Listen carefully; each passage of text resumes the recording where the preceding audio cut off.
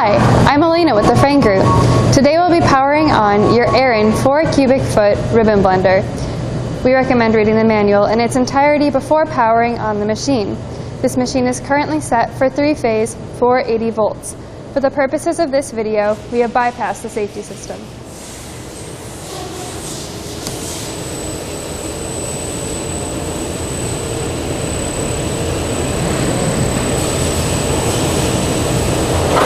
I will now demonstrate the variable speeds.